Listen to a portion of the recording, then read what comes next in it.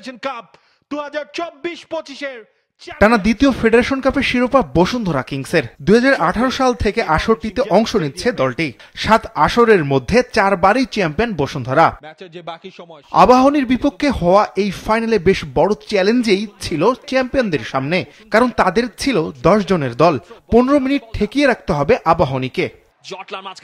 এক সপ্তাহ আগে এই একই ভেন্যুতে কালবৈশাখী ঝড়ে 1 ঘন্টা খেলা বন্ধ থাকে। এরপর যখন মাঠে খেলা গড়ায় তখন 90 মিনিট শেষ হয়ে অতিরিক্ত 30 মিনিটের প্রথমার্ধেও শেষ হয়, কিন্তু সন্ধ্যা নেমে আসায় আর খেলা চালাননি রেফারি। এবার হয়েছে সেই স্থগিত হওয়া 15 মিনিট, যেখানে আগে থেকেই ছিল 1-1 সমতা।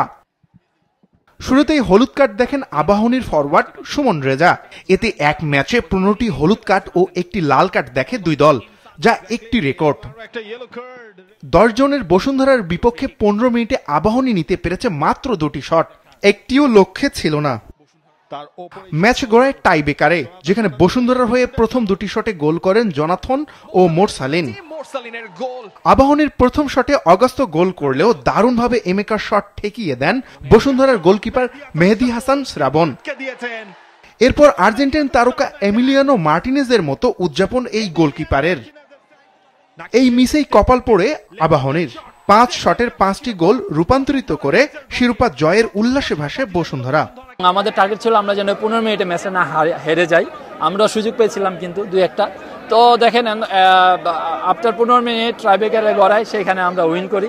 আসলে আমরা কিন্তু প্রথম সেমিফাইনালেও কিন্তু ট্রাইব্রেকারে হেরেছিলাম আবাহনীর সাথে। তো এখন আমরা চ্যাম্পিয়ন, এটার জন্য আমরা সবাই খুশি এবং আমরা এটাকে উদযাপন করতে চাই আজকে। 2022 সালে সবশেষ ফেডারেশন কাপের শিরোপা জিতেছিল আবাহনী।